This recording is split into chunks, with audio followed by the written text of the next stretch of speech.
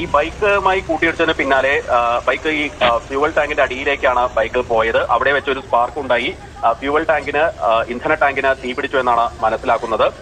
ഏതായാലും പെട്ടെന്ന് തന്നെ ഈ അപകടം ഉണ്ടായതിന്റെ ആഘാതത്തിൽ ചില ആളുകൾ ഉറക്കത്തിൽ നിന്ന് ഉണർന്നിരുന്നു. അവർക്ക് എമർജൻസി വാതിൽ വഴി രക്ഷപ്പെടാൻ സാധിച്ചു. പക്ഷേ മറ്റുള്ള ആളുകൾ ബസ്സിനുള്ളിൽ കുടുങ്ങിപ്പോവുകയായിരുന്നു. സ്വാഭാവികമായിട്ട് ഇത്തരത്തിലുള്ള ഒരു അപകടം ഉണ്ടാകുമ്പോൾ ആളുകൾ തിക്കും തിരക്കും ഉണ്ടാക്കുക സ്വാഭാവികമാണ്. അതുകൊണ്ട് തന്നെ കൂടുതൽ ആളുകൾക്ക് പുറത്തേക്ക് എത്താനുള്ള ഒരു സമയം ലഭിച്ചില്ല. ബസ്സിന്റെ അവസ്ഥ തന്നെ കണ്ടാൽ നമുക്ക് മനസ്സിലാവും. ബസ് പൂർണ്ണമായും കത്തി നശിച്ച നിലയിലാണ് ഉള്ളത്. ഈ കർണൂലിൽ നിന്ന് ഫയർഫോഴ്സ് യൂണിറ്റ്, കൂടുതൽ യൂണിറ്റ് സമീപ ജില്ലകളിൽ നിന്നൊക്കെ എത്തിയാണ് തീ അണയ്ക്കാൻ സാധിച്ചത്.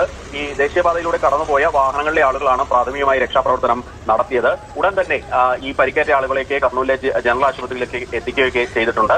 മുഖ്യമന്ത്രി ചന്ദ്രബാബു നായിഡു ചീഫ് സെക്രട്ടറിയുമായി ബന്ധപ്പെട്ട് ഈ സൗകര്യങ്ങളെല്ലാം, ചികിത്സാ സൗകര്യങ്ങളൊക്കെ ഉറപ്പാക്കുന്നതിന് വേണ്ടിയുള്ള നടപടികളൊക്കെ സ്വീകരിക്കുകയും ചെയ്തിട്ടുണ്ട്. ഏതായാലും വലിയ ദുരന്തം, സമീപകാലത്ത് ഉണ്ടായിട്ടുള്ള ഏറ്റവും വലിയ ദുരന്തങ്ങളിൽ ഒന്നാണെന്ന കാര്യത്തിൽ സംശയമില്ല. ചുരുങ്ങിയത് 25 പേർക്കെങ്കിലും ജീവൻ നഷ്ടപ്പെട്ടിട്ടുണ്ട് എന്നാണ് പ്രാദേശിക തെലുങ്ക് മാധ്യമങ്ങൾ റിപ്പോർട്ട് ചെയ്യുന്നത്. ആന്ധ്രാപ്രദേശിലെ കർണൂലിന് സമീപം ചിന്തേക്കുരു എന്ന് പറയുന്ന സ്ഥലത്താണ് ഇന്ന് പുലർച്ചെ 3:30 ഈ അപകടം ഉണ്ടാകുന്നത്. ദേശീയപാതയിൽ വെച്ച് തന്നെയാണ് അപകടം ഉണ്ടായത്. ഏതായാലും ഹൈദരാബാദിൽ നിന്ന് ബംഗളൂരുവിലേക്ക് എന്ന ബസ്സാണ്.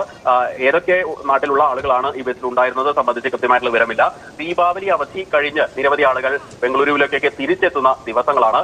അതുകൊണ്ട് തന്നെ അത്തരത്തിലുള്ള നിരവധി പേർ ബംഗളൂരുവിലേക്കൊക്കെ ജോലിക്കായിട്ട് വരുന്ന നിരവധി ആളുകൾ അതിൽ അപകടത്തിൽ ഉൾപ്പെട്ടിട്ടുണ്ടാകാം എന്നുള്ള ഒരു വിവരമാണ്, അല്ലെങ്കിൽ സൂചനകളാണ് പുറത്തു വരുന്നത്. നിലവിൽ ഏതായാലും തീ പൂർണ്ണമായിട്ടും അണയ്ക്കാനായിട്ടുണ്ട്. ഈ പൊള്ളലേറ്റ ആളുകളെ ആശുപത്രിയിലേക്ക് എത്തിക്കാനും സാധിച്ചിട്ടുണ്ട്. പക്ഷേ ഇതിൽ ചില ആളുകളുടെ നില ഗുരുതരമായി തുടരുന്നുണ്ട് എന്നുള്ള സങ്കടകരമായിട്ടുള്ള വിവരങ്ങൾ കൂടി പുറത്തു വരുന്നുണ്ട്. ഏതായാലും ഈ ആളുകളെ എല്ലാം തന്നെ കുർണൂലിലെ ജനറൽ ആശുപത്രിയിലാണ് പ്രവേശിപ്പിച്ചിരിക്കുന്നത്.